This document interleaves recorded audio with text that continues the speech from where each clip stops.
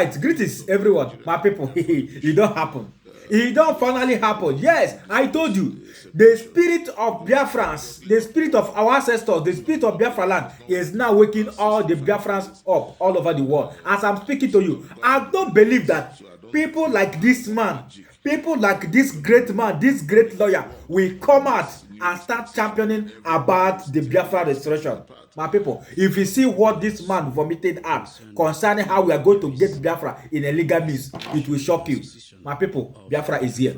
Nigeria government thought that after holding Mazi Nnamdi Kanu and Mazi Simon Ekpa, that all that will just fade out like that. Oh, shame on to you, Nigeria government. Here is happening for it. Biafra is Biafra or nothing. So my people, you see as I'm happy. You see as I'm happy. This is a great video that you come across for the week. Come and enjoy the video so that you know that our God is always on the forefront.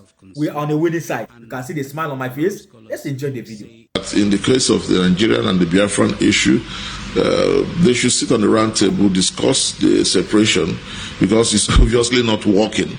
It's not working. It has not worked for the past 65 years, and that we got independent. So I don't know what magic we're going to do to make it work in this new dispensation when everybody is tearing the other person apart. I think a lot of people are so concerned that if there is a separation or a secession of Biafra, if Biafra leaves Nigeria today, that their investment in Nigeria, so to say, like in the northern part, western part of Nigeria, will be a thing that they are not going to retrieve back. Like it's like going home from being somebody to a nobody, or starting from zero ground one again. So it's been a lot of concern, and I think a lot of scholars say it's the reason why the agitation might not see the light of day, because lots of Igbos have invested vastly in Nigeria.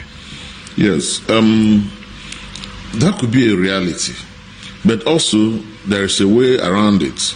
You know, if Biafra comes to exist, Biafra will be a nation amongst the ECOWAS country. It will be a nation amongst the African Union. It will be a nation also amongst the United Nations. And there are protocols guiding all these things, the properties you acquire. We have Nigerians with buildings in Ghana, in Cameroon, in the US. Nobody chased them away from their building because they are a different country. But because we are Africans, and the black man mentality, where the lazy man will want to take properties that does not belong to him, it could happen in Nigeria. I remember there was a time somebody from the north was making a statement and saying that they have already started doing a census of the buildings in case Biafrans leave. Then they will go in and take the buildings and all that. Well, if there was a war, for instance, and that war leads to secession, maybe they could do that. But if it's a negotiated secession or division, all these things will be tabled, and there will be answers to them. And that is why those who are agitating for the Biafran nation want a situation where the United Nations will be involved. The African Union, the international community is to be involved in the separation, so that nobody will feel cheated, and so that things will be done in accordance with laid down standard procedure. Well, Nigeria will not be the first if it happens. You remember there was a nation called the USSR. The Soviet Union. The Soviet Union had so many countries, and when it broke up, they negotiated, they discussed. Russia took the things it needs to take. The current Ukraine fighting now took some of its own things. You remember in those days, most of the nuclear power warheads of USSR were located in Ukraine. Present Ukraine. And in the course of the division, they said, okay, you don't need to rush these weapons. We can give you something else. We can give you aids. We can give you finances to build, to develop your nation. Meanwhile, you will retrieve the weapons from you. And Ukraine found it profitable for it. And said, okay, yeah, you take the weapons, give us the resources to develop our nation. And with that resources, Ukraine developed a lot of infrastructure, which led to so many Africans and so many people from the world going to Ukraine for schooling. Those are some of the proceeds they got. Instead of harboring warheads, nuclear warheads, that will do them no good, that you'll be servicing and spending money on, and meanwhile there's no war that will require it in the nearest future.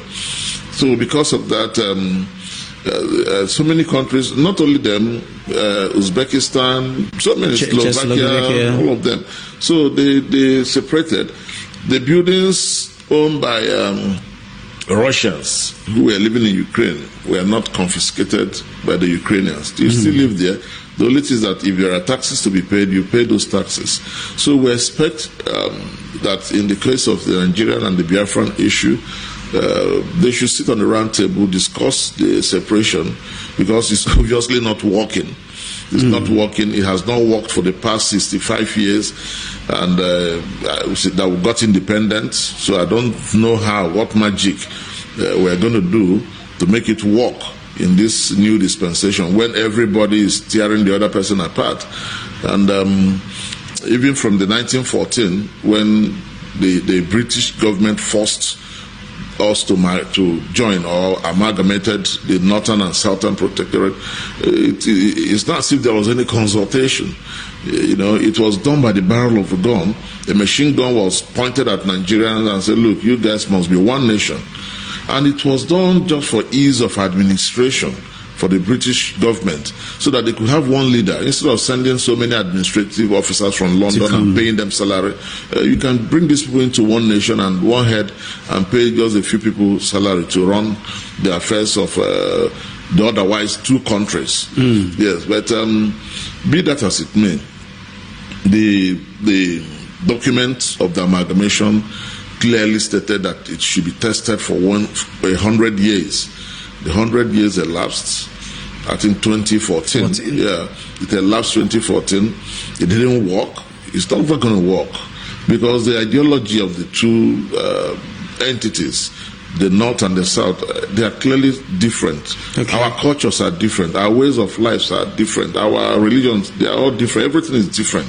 The way our value system is not the same as the value system of those in the North. And that is why, not the same. That is why in Nigeria, you have the penal code, you have the criminal code. So you have two laws governing the same set of people. You have those who want to do Sharia and those who want to be secular. So our value system are not the same. Our ways of life are not the same. Some people want to keep their wives in Kule, for instance, and some of us said, no, our wives should go look for a job and earn a living and live a life. So the way we want our children, our worldviews are not the same. It's not. We want our children to go to school. Some people want theirs to be alamajiri in the morning, they take plates and they go out to beg. We don't want our own children to do that. So the way we see life is completely different. So there's no how, there's no way we can remain together. We're just forcing ourselves to remain together, but it's not working. It's obviously not working at all. Okay, so you mentioned the roundtable conversation where the United Nations, AU, ECOWAS will sit alongside Nigeria and Biafra to have that conversation, very vital conversation. Do you think and do you foresee that conversation in the nearest future, given fact that Nigeria was created for a purpose administratively for the UK, and over time we could still see the imprints of the West, and it favors them for this, what they created to steal. So they created it for their own benefit. They created it for their own wealth and success. Do you think, since they are still the ones that run the EU, the AU, the United Nations, ECOWAS, do you think that that is possible? I believe it is possible. Now, Africa is beginning to wake up, and luckily starting from the Sahel region. Those from Niger Republic, for instance, have told their French colonial masters to get away from their territory. Those from Chad have also done the same thing to their colonial masters. The same thing with those in Burkina Faso. You see, these are examples of African nations who are determined to be independent. They want to be independent. And we can see the development going on now in Burkina Faso. Before now, the French government was almost controlling the air they breathe. In Burkina. Everything is, you must get authorization from France. Until this young man came in and said, no, we cannot continue to take authorization from you before we do something in our nation. Our resources should be for us.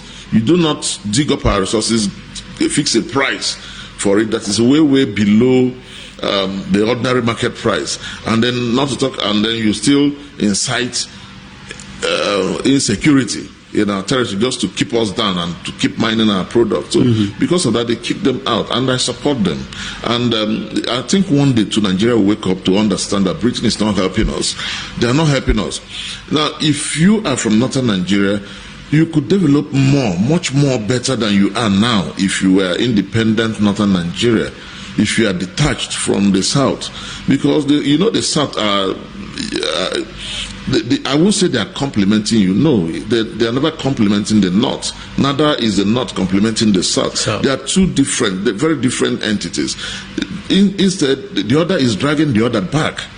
So the North, for instance, want to go out, be full-blown Sharia country and develop maybe like Saudi Arabia. That would be wonderful. We will encourage them. It will encourage them also to face the agriculture. They have vast lands. They will do their granite pyramid.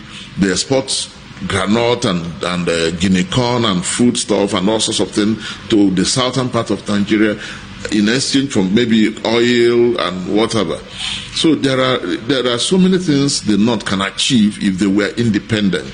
Look at the wind. If you travel, for instance, to Maiduguri, Sokoto, you see the wind from the Sahara Desert coming in. This wind can be harnessed into wind energy to create electricity. Yeah, but everybody is running to Shiroro Dam and all the small dams, and every time they tell you there is a collapse of the national grid, and there will be it's because these things cannot sustain the population.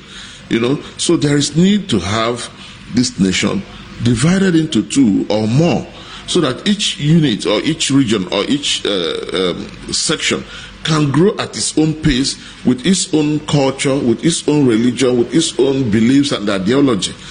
Then it will also help those from other places, those in the southwest, for instance, the Yoruba nation. They can develop their cocoa farm back. Before now, in the days of Zik, in the days of Awolowo, in the days of Ahmadu Bello and the regions were developing and competing favorably, without too much bitterness or rancor. The Igbo section will want to do something extraordinary, and then the Yoruba too will want to do their own. Then the North want to do their. Everybody is competing. Healthy competition. And there was development. But these days, what happens? You do railway, you leave the South out of your railway project. You draw a railway from here to Niger. What do we really get from Niger? Meanwhile, Onitsha has a lot of people, trailers fly Onitsha to Sokoto to bring in goods. And then you instead of you to do the railway from Onitsha to Sokoto, you are doing the railway from Abuja to Niger. It doesn't make sense. Do a railway from Lagos to Onitsha or to Aba, where people who import there is goods, a haulage. Can travel easily. You refuse. Do it from Lagos to Sokoto even. You refuse. But you do from here to Niger. And then what happens? It brings in bandits. It opens the doorway for criminal elements to come in freely. I know, because they say we're ECOWAS nation, you don't need visa. You just travel as you want. Nobody asks you where are you entering or how are you entering. You just move the way you want to move. And then you see it draws us backwards to the extent that in the Federal Capital Territory, for instance, you see men with cattle roaming the streets, roaming Central Business District, just like New York. Imagine traveling to New York and then you see cattle roaming the streets with somebody carrying stick and then hiding AK-47 in some bags in the cattle. Those are the kind of things you see in a country like this, where we do not have defined principles, we do not have defined citizenship. Okay, So, all right, now that you have watched it and you confirmed it, and you heard it all loud and clear from this horse's mouth, is this not a good news? For me, indeed, is a good news. This is how all is supposed to be. For all the able men, the people that matters, come out in masses and start advocating for Biafra. Then why the Biafra will not come? Yes, for those of you that have been taken otherwise, this is how it's supposed to be. And for me, I will urge you to share this video, because this is the great message of it all. because our people need it out there. Let's spread the awareness, because some people are still an ignorant concerning this Biafra restoration. That is why whenever you mention about Biafra, they will keep telling you, oh, how do you think we are going to abandon our property? Which property are you talking of? It's better for you to be a landlord, even if it is a mud house, than to be a tenant where they will be disturbing you, where you will be hearing bad news. Do you get the point now? So my people, Biafra is a done deal. No matter what it may take, Biafra must be restored. If other countries will advocate and got their own independence through illegal means, then why do you think that we cannot do the same thing? Biafra is a done deal. No doubt. No doubt. I know you may be doubting it, but for me, Biafra is here. So my people, go and rejoice. Go and rejoice, because what most of you don't know is bigger than you. Nigeria government think that everything will be going the way they plan it, but they don't know what is hitting them. What is going to hit Nigeria? What is going to hit Nigeria? They will not know where it starts and where it's going to end. So that is how it's supposed to be, because there are people working underground and making success concerning this Biafra struggle. And we are here to do the needful. Be it Biafra or nothing. I don't know about you, but Biafra is all my hope. Who am I?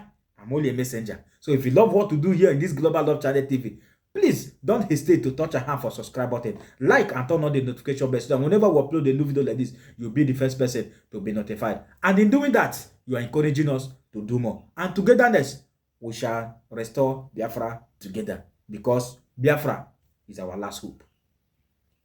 See you in my next video. Bye for now. Thank you.